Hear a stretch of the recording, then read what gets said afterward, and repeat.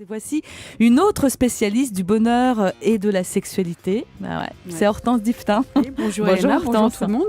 Alors on parle de sexualité et de bonheur et bonne comme vous êtes, vous Je pensez... vais vous donner la réponse. Non, vous pensez aux exclus de l'amour.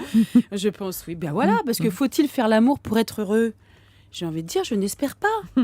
Parce que pour les plus de 15 millions de Français célibataires, ça craint. Alors, ça ne veut pas dire qu'il faut spécialement être en couple pour faire l'amour. Hein. Ouais. Souvent, c'est plutôt le contraire. On en connaît des couples qui, passé un certain temps, ça devient le calme plat.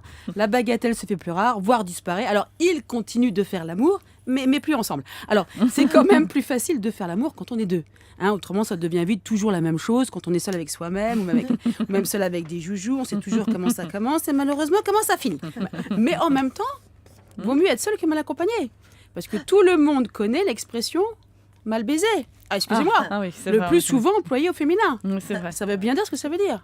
L'homme n'est pas toujours tip-top. Et il n'y a pas pire qu'un mauvais amant pour vous dégoûter, pour vous mettre les nerfs.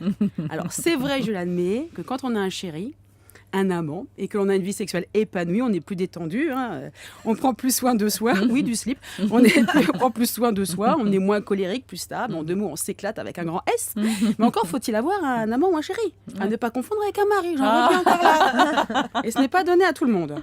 Alors, pour les célibataires comme mon amie Nathalie, c'est pas facile. Surtout qu'elle a 40 ans et des brouettes, elle. Et c'est pas toujours aisé de rencontrer quelqu'un à cet âge-là. Je ne parle pas que de son physique, qui peut plaire si on aime l'étrange. Ouais. Mais je parle aussi du fait que les femmes sont quand même plus regardantes sur la marchandise que les garçons. Ah ouais ? Oui, parce que pour les femmes, faire l'amour pour faire l'amour. Hein, je veux dire qu'on n'est pas, quand on n'est qu'un tout petit peu amoureuse. Hein. C'est un peu comme le carré de chocolat au café. Ça fait du bien par où ça passe sur le moment, mais on aurait pu largement s'en passer. Ouais.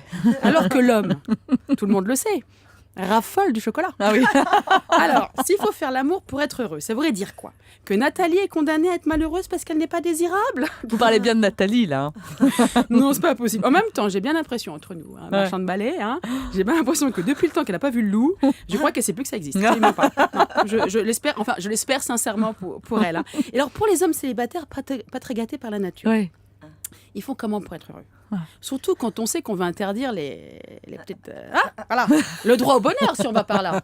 Alors, et à partir de quel âge tu peux être heureux sans sexe ? Juste pour savoir, c'est par rapport aux copines de ma mère de sa maison de retraite. Ah oui, c'est vrai. Parce qu'il faut avoir envie de se taper une octogénaire. Ouais. Parce que le seul qui pourra en avoir envie, c'est le pensionnaire de la maison de retraite, qui lui aussi a 80 ans passés, et qui a peut-être envie, mais enfin, il n'a plus que l'envie. Alors, moi, je conclurai par faire l'amour. C'est comme l'argent, ça ne fait pas le bonheur, mais ça y contribue.